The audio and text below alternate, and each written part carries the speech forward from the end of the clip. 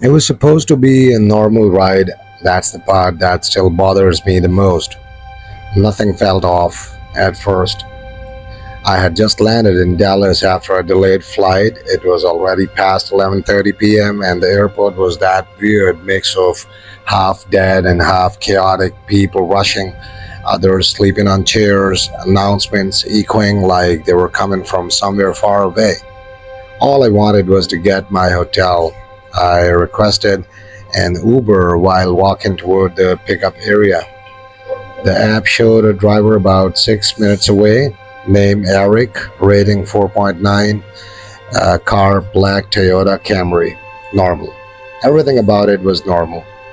I remember checking the license plate twice when the car pulled up, matched perfectly. I opened the back door and got in. Eric? I asked. Yeah, he said, glancing at me briefly through the rearview mirror. You heading downtown? His voice was calm, nothing strange about it. Yeah, I said, dropping my bag next to me. Street. He nodded once. Got it. The ride started. I leaned back, pulled out my phone, and did whatever everyone does. Checked messages, scrolled a little, half zoned out. For the first few minutes, everything felt completely fine. Smooth driving, no weird turns, no awkward silence, just quiet. But then I noticed something small. The route. I've used Uber enough to recognize when someone feels slightly off. Not wrong, just unfamiliar. I looked at my phone. The map showed me we were heading away from the main highway. That didn't make sense. I leaned forward slightly. Hey, doesn't it usually take the highway from here? Eric didn't respond right away, just kept driving. Then, after a second or two, traffic's bad this time of night, he said. That answer didn't sit right. Traffic? At almost midnight? I looked back at the map. The app still showed the trip in progress, same destination, same ETA, but the route had changed. I frowned. Did the app reroute you? I asked. This time he didn't answer at all, just kept his eyes on the road. That was the first moment something shifted. Not panic, not fear, just awareness, like my brain quietly saying, pay attention. I sat back again, but I wasn't relaxed anymore. I started watching everything, the road, the turns, the mirrors. That's when I noticed the phone mounted on his dashboard. It wasn't showing Uber, it was showing something else, a map, but not the Uber app. Different interface, different route, and whatever it was, it didn't match where we were supposed to be going. My chest tightened slightly. Hey, I said, a little more firmly this time. That's not the Uber route, right? Eric's eyes flicked on the mirror again for just a second, and this time, something about his expression felt off. Not angry, not nervous, just blank, like he had already decided something. It'll get you there, he said. That answer, that was the moment, the exact moment I knew this wasn't just a normal ride anymore. I looked down at my phone again. Everything still looked fine on the app. Trip in progress, correct destination, no warnings, which didn't make any sense because outside the window, we were definitely not heading toward downtown. The streets were getting quieter, darker, less traffic, fewer lights. And then I noticed something that made my stomach drop. The end right button. I tapped it. Nothing happened. I tapped it again. Still nothing. No response, no confirmation. Just the screen frozen. I looked up slowly. Hey, I think the app's glitching, I said. Eric didn't respond, didn't even look this time. He just kept driving. And that's when I realized something that hit a lot harder than it should have. I wasn't in control of this ride anymore. Now, I tried not to panic. That was the first thing, because once you panic, you lose control, and I already felt like I had almost none. So I forced myself to slow down, think, It's just a glitch, I told myself. Apps freeze all the time. I closed Uber, reopened it, the screen loaded again, but slower this time. The map came back, same trip, same driver, same destination, but the route still wrong. And now the car icon on the map didn't match the street we were on. It lagged behind, like it was a few turns late. That wasn't normal. I leaned forward again, trying to sound calm. Hey, I think my map's messed up. Can you just follow the Uber route? No answer. Not even a nod this time. Just silence. My chest tightened a little more. Eric, I said. Nothing. At this point, it stopped feeling like a misunderstanding. It felt like I was being ignored. Deliberately. I sat back slowly and looked out the window. We were definitely not in any part of downtown. The buildings were lower now, older, fewer lights. Most of the shops we passed were closed. Street lights spaced farther apart. That quiet, it was kind of quiet you don't notice until something feels wrong. I picked up my phone again, tried the end right button one more time. Still nothing. No vibration, no loading, no error, just dead. Okay, new plan. I tapped call, put the phone onto my ear. It rang once, twice, then it stopped. No answer, no voicemail, just silence. I pulled the phone away slowly and checked the screen. Call ended, no explanation. My grip tightened. That shouldn't happen. Even if he ignored it, it should have kept ringing. I tried it. I tried again. This time, it didn't even ring. Instantly ended. That's when the thought hit me. What if the app isn't the problem? I looked up at the dashboard again. That second phone, the one with the different map, still running, still guiding him somewhere that wasn't my hotel. Where are you taking me? I asked. My voice came out sharper than I expected. Finally, he spoke. Relax, he said. Same calm tone, same steady driving. It's just a better route. Better at this point, that sounded almost insulting. I looked outside again. Now there were barely any cars, just long stretches of empty road, a few dim lights in the distance, no people walking, nothing. I opened my messages, texted a friend. In Uber, something feels off, sharing location. I hit send. The message went through. Good. Then I tapped share trip status inside the app, or at least I tried to. The button was there, but then I pressed it, nothing happened. Same as before, unresponsive, like parts of the app were just dead. My breathing got a little harder. I tried not to let it show. What else? I opened Google Maps. My real location loaded instantly, and that's when it hit me. We were way off. Not just a different route, completely different direction. Not even heading toward downtown anymore. My stomach dropped. Stop the car, I said. No response. Stop the car, I repeated, louder.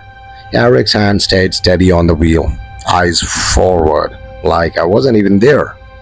That silence, it was worse than anything he could have said. I looked at the door handle, saying a simple solution, right? Just open the door, leave. Except when I pulled it, it didn't move. I frowned and pulled harder. Nothing. Child lock, of course. My heart started pounding again, faster now, more urgent. I checked the other side, same thing, locked, completely. I leaned forward, my voice breaking through the calm I was trying to hold. Unlock the door. No response. Unlock the door, man. Still nothing. Then he spoke again, quiet, almost casual. You're not at your destination yet. That sentence, it didn't sound like a driver anymore. It sounded like a rule, like something already decided. I sat back slowly, my mind racing now, trying to catch up. This wasn't random. The app not responding, the route change, the second phone, the locked doors. It all lined up too cleanly, too intentional. I looked at the rearview mirror. He was already looking at me. Our eyes met for just a second, and this time, there was something there. Not blank anymore, not neutral, something colder. Like he knew exactly what I was realizing and didn't care. I looked away first because in that moment, I understood something I hadn't fully accepted until now. This wasn't just a bad ride. This was planned, and I had just walked straight into it. Now, I stopped talking after that, not because I didn't want to say anything, but because I realized it wasn't changing anything. Every question I asked either got ignored or answered in a way that didn't actually help. So I went quiet and I started thinking fast. The car kept moving, steady, controlled, no sudden turns, no panic driving. That was the worst part. It felt routine, like he'd done this before. I looked down at my phone again. Battery 42%, signal still there. Good. At least I wasn't completely cut off. I opened Google Maps again and zoomed out this time. Tried to get a better picture, a bigger picture. We were heading toward an industrial area, warehouses, storage units, places that don't have people around at this hour. My chest tightened. That's not somewhere you accidentally end up. I switched to messages again. My friend had replied, "What do you mean off?" I typed quickly, trying to keep it short. Driver not following route. Doors locked. App not working. Send. Three dots appeared immediately. Call 911. I swallowed. Yeah, that was the obvious move. So why hadn't I done it yet? Because part of me still hoped there was an easier explanation. A misunderstanding, a glitch, something that didn't end with flashing lights and worst case scenarios, but that part of me was getting weaker by second. Now, I tapped the keypad 911. My thumb hovered for half a second, then pressed call. It rang once, twice, then Eric reached forward, quick, precise, and tapped something on his dashboard. The call dropped. Just like that. I stared at my phone. No signal. The bars were gone completely. My stomach dropped hard. That wasn't timing. That wasn't coincidence. I looked up slowly. What did he just do? No answer, of course. But now I knew something was for sure. This wasn't just about driving somewhere else. He was controlling more than the car. I looked at the dashboard again. That second phone, the one with the map, and next to it, something small I hadn't paid attention to before. A device, black, blinking faintly, connected. I didn't know exactly what it was, but I knew what it meant. Signal jammer or something close enough. My chest felt tight, like the air in the car had changed. I tried opening a web page, nothing loaded, no connection, completely cut off. I was alone in here, completely. I leaned back slowly, forcing myself to breathe, think. There had to be something I could still control. My eyes moved around the car, front seats, dashboard, windows. That's when I noticed gas gauge just under half, not full, not empty, which meant he hadn't just started this drive. He had been out for a while, driving, waiting. For who? For me? Or just anyone? That thought made everything worse. I looked out the window again. We were deeper in now. Long stretches of fencing, closed gates, dark buildings with no lights, no movement anywhere. If I got out here, would it even matter? Another turn, Slow this time. The car turned off the main road and onto something narrower, less maintained gravel. I felt it under the tires. That sound, it sticks with you. It sticks with you because it means you're leaving normal roads, leaving places people usually go. I sat up slightly, heart racing again. Where are we? I asked. My voice sounded smaller now, not as controlled. Eric didn't answer, but he did something else. He slowed down, not fully stopping, just enough to make it clear. We were close to wherever he was taking me. I leaned forward again, more desperate now. Listen, just stop the car. You don't have to do this. Still nothing. Just that same steady breathing, hands on the wheel, eyes forward, like I wasn't even part of the decision. The car rolled forward another few seconds, then turned again, this time into a narrow opening between two buildings. No lights, no signs, just darkness. And as we pulled in, I saw something that made my blood run cold. Another car, parked, engine off, but someone was inside. I couldn't see their face clearly, just the outline, waiting. My chest tightened so hard it hurt. This wasn't just him. It never was. And as our car came to a slow stop, I realized something too late. This ride was never meant to end where I chose. Now the car stopped, engine still running, lights on, but everything else still, too still. For a second, no one moved, not me, not Eric, not the person in the other car. It felt like one of those moments where everything hangs, like the next few seconds decide everything. My heart was pounding so hard I could hear it. Then, the other car's door opened, slow, deliberate. A figure stepped out, tall, hood up, face mostly hidden in the shadow. They didn't rush, didn't look around, they just walked straight toward us, like they already knew exactly who I was. My breathing got shallow, fast. I looked at Eric. "Don't do this," I said. No response, just that same forward stare, like I wasn't even there anymore. The person outside got closer, step by step, gravel crunching under his shoes, each sound louder than it should have been.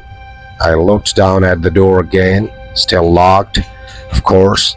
Then I looked up and noticed something I hadn't before. The window. It wasn't fully closed, just a tiny gap, barely noticeable, but enough. My mind snapped into focus. That was it. That was the only opening I had. I shifted slightly in my seat, trying not to make it obvious. The person outside was almost at the car now. A few more steps, that was all. I took a breath, slow, controlled, then suddenly I lunged forward, not at the door, at the front. My hand shot out and grabbed the steering wheel hard, yanking it to the side. The car jerked violently. Eric reacted instantly. "What are you doing?" First real emotion in his voice. The car swerved, tires grinding against gravel, the engine revving unevenly. At the same time, I slammed my other hand against the door lock. Once, twice, it clicked, unlocked. I didn't wait. I shoved the door open and threw myself out of the car. Hit the ground hard, rolled. Pain shot through my shoulder again, but I didn't stop. I scrambled up immediately. Behind me, shouting, both of them now, "Get him!" That was all I needed to hear. I ran, full speed, back toward the opening we came through, gravel slipping under my feet, lungs burning, heart completely out of control. I didn't look back, didn't want to see how close they were. I just ran, out of the narrow path, back onto the main road, street lights, open space. I kept running. A car passed in the distance, then another. Real people, real movement. I waved my arms as I ran toward the road, not even caring how I looked. One car slowed, then stopped. I reached it, breathless, barely able to speak. Please, just drive, I said, pulling the back door open. The driver hesitated for half a second, then unlocked the doors. I got in. Go, please, just go. They didn't ask questions, they drove fast. I looked out at the rear window. Nothing. No headlights following, no figures running out, just darkness, like it had swallowed everything that just happened.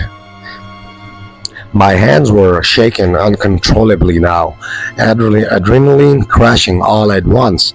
The driver glanced at me through the mirror. You okay? I nodded, but I wasn't, not even close, because one thing was clear now. That wasn't random. That wasn't a misunderstanding. That was planned. And I had just barely gotten out of it. The driver didn't ask many questions. Honestly, I think they could tell something was seriously wrong. People don't jump into strangers' cars at midnight like that unless something's off. Where to? They asked. Anywhere busy, I said, still trying to catch my breath. Gas station, store, just somewhere with people. They nodded and kept driving. I kept looking back every few seconds, expecting headlights, expecting that black Camry to appear out of nowhere, but nothing came, just empty road. That didn't calm me down. If anything, it made it worse because it meant they weren't chasing me, and that didn't make sense. Not after all that. We reached a gas station about 5 minutes later, bright lights, a few cars, someone inside at the counter, safe, or at least safer. Here okay? The driver asked. Yeah, I said quickly. Thank you, seriously. I got out, legs still shaky, and walked straight inside. The sound of the door chime felt grounding, normal, like stepping back into reality. I stood near the counter for a minute, just breathing, trying to steady myself. The cashier glanced at me. You good? Yeah, I said automatically. I wasn't, but explaining it right then felt impossible. I pulled out my phone again. Signal was back, full bars, like nothing had ever happened. I immediately dialed 911. This time it rang and kept ringing. Then, 911, what's your emergency? The words hit differently now, real, grounding. I spoke fast, too fast at first, had to slow myself down. I think I was just abducted or almost. My Uber driver took me off-route, locked the doors, drove me to an isolated area. There was another person waiting. Okay, slow down, the operator said calmly. Are you safe right now? I'm at a gas station, yes, I think so. Good. Stay here. Officers are on the way. Can you give me your location? I read it off. Then they asked for details, car description, driver name, everything. Eric, black Toyota Camry, Uber ride. There was a pause on the line as they typed. Do you still have the trip active? I looked down at my phone, opened the app and froze. The trip was gone, completely gone. No active ride, no history, nothing, like it had never existed. My stomach dropped. It's not there, I said. What do you mean? It's gone. The trip isn't showing up. Another pause. Okay, the operator said. That's all right. Officers will help sort that out. Stay where you are. I nodded, even though they couldn't see me. Okay. The call ended shortly after. I stayed inside, didn't move, didn't go near the windows. Every time a car pulled in, my chest tightened. Every time headlights passed, I looked up, waiting, watching.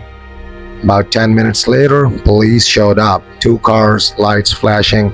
That was the first moment I felt something close to relief. I walked outside to meet them, told them everything again, this time slower, more detailed. They listened carefully, asked the same questions, driver name, car, route, where it happened. I showed them my phone, the app, the missing trip, the failed call attempts. One of the officers frowned slightly. You're saying the ride just disappeared? Yeah, I said, it was there during the trip. Now it's gone. They exchanged a look, not disbelief, but not full understanding either. Like this wasn't something they saw every day. They took my statement, said they'd follow up with Uber, check nearby cameras, look into it, all the right things, but I could already feel it. That slow shift where something serious starts turning into something uncertain, harder to prove, harder to track because the one thing that should have confirmed everything, the ride itself, was gone, like it had never happened. I didn't use Uber again after that. Not that night, not the next day, not for a long time. The police followed up once, asked a few more questions, said they were in contact with the company, but nothing ever came from it. No driver found, no car matched, no record of the ride. According to the app, it never existed. I even contacted Uber myself, sent emails, opened support tickets, explained everything in detail. Every time I got the same kind of response. We were unable to locate a trip matching your description. One message even said, "Are you sure the ride was booked through your platform?" That one stayed with me because it made me question something I hadn't considered before. Not what happened, but how it happened. I remember sitting there, staring at my phone, replaying everything again, booking the ride, seeing Eric's name, checking the license plate, getting into the car. It all felt real. It was real. So, how does something like that just disappear? Weeks went by, life slowly started going back to normal, at least on the surface, but small things stuck with me. Every time I got into a car, I checked the logs. Every time I used an app, I double checked everything, every detail, every step, because now I knew how easily something normal could turn into something else, something controlled, something planned. Then, about a month later, I saw something I wish I hadn't. I was scrolling through a local news site, nothing major, just background noise while I ate, and then a headline caught my eye. Man reports suspicious ride-share incident. Driver still unidentified. My chest tightened. I clicked it. Different city, different person, same pattern, late night, ride accepted, driver matched the app. Then, route change. App issues, no record afterward. The person got out earlier than I did, jumped from the car at a spotlight. And they called it a possible glitch or impersonation. But I knew better. This wasn't random, and it definitely wasn't a glitch. I kept reading. There was one line near the end of the article that stood out. Authorities are investigating whether this could be part of a larger coordinated scheme. A scheme. That word felt too small, too clean for what it really was, because schemes don't feel like that. They don't feel controlled, precise, practiced.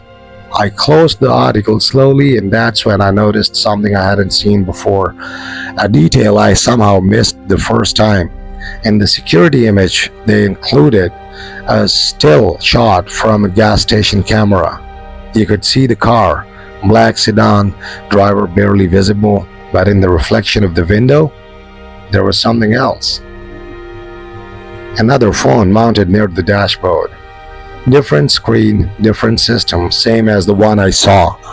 My stomach dropped. This wasn't just one driver, and it definitely wasn't just one city. It was organized, replicated, and probably still happening. I haven't told many people this story, not like this, because every time I do, I see the same reaction: confusion, doubt, like it sounds too clean to be real or too strange to make sense. But I know what happened. I remember every second of it, and the part that stays with me the most isn't even the moment I escaped. It's something simpler, something quieter. That moment at the very beginning, when everything felt normal, and I got into the car without thinking twice, because that's how it works. Not with force, not with chaos, but with something familiar, something you trust, until it's too late. So if you ever request a ride late at night and even something small, feels off, don't wait for it to make sense. Don't assume it's just a glitch because I did, and I almost didn't get a second chance. I am Fred, and some rides are meant to reach your destination. Subscribe for more.